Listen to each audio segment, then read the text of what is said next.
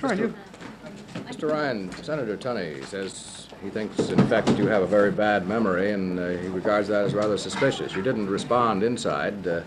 Your lawyer told you didn't have to. What is your response outside?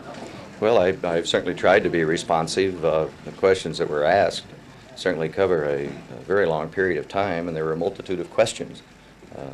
I, like most people, do not have a perfect memory. I did the best I could. What was your role in the ITT antitrust settlement? Well, actually, as far as the Washington office is concerned, we had a relatively minor role in it. The antitrust negotiations, of course, when it got to that point, are handled strictly on a lawyer-to-lawyer basis. So it was more of a monitoring or being made aware of, in general, what was going on at the time of during the time of the antitrust suits. But didn't you play the key role in getting Mr. Kleindienst to listen to the antitrust argument? I wouldn't term it a key role. As I've testified to, I did see Mr. Kleindienst at a neighborhood party. There was no plan to see him because I had no idea I would see the Kleindienst at this party. And I did advance on a very informal basis an economic, financial argument. And at the conclusion of this, he said that if we had a man that could explain this, why he would certainly, their door was open, be happy to listen, because I made it quite clear I'm not an economist, certainly not a lawyer.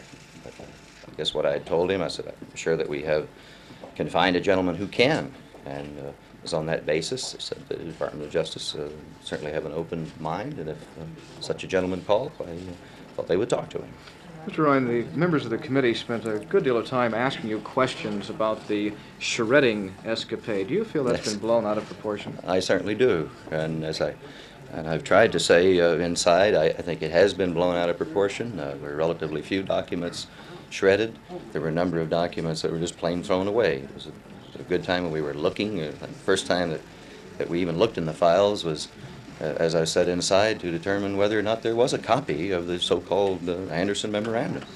And in conjunction with this, we looked to see if there were any other documents in the file, that if Mr. Anderson had access to them, that they could be embarrassing in a remote manner, then it might be well to make sure that some outside source did not get their hands on them.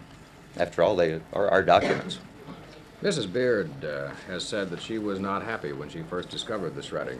I think you had a somewhat different version. Well, without remembering the precise statement, I don't know why Mrs. Beard said what she did. I think she alluded to the fact that in her statement, correct me if I'm wrong, I'm trying to be responsive to this particular question, that there were two security people that had shredded her files. This was not the case. There were not two security people there to start with. There was one gentleman who came down, and to my knowledge, he did not take part in any shredding. Given the impression that perhaps some documents were found and shredded, given the questions raised by Senator Tunney and others about your ability to recall, do you feel that ITT's credibility has been tarnished at all by these hearings? Well, I would certainly hope not. As far as the shredding per se is concerned, again, I would say it's been distorted, but it's a hard thing to assess. I would hope not. Mr. Ryan, Senator Kennedy said that you were enormously evasive in your answers. Do you feel that your testimony was adequate? Well, I hope it was. I think this alludes to one of the first questions I was asked. I don't think I was being evasive. I've been asked a great many questions. They cover 2-year, 2.5-year period.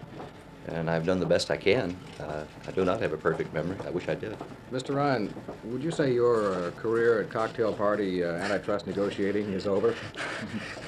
Well, I don't like your word negotiating, because I have never taken part in any antitrust negotiating, nor do I ever intend to. I'm not a lawyer. Thank you. Thank you very much. You've got to go to the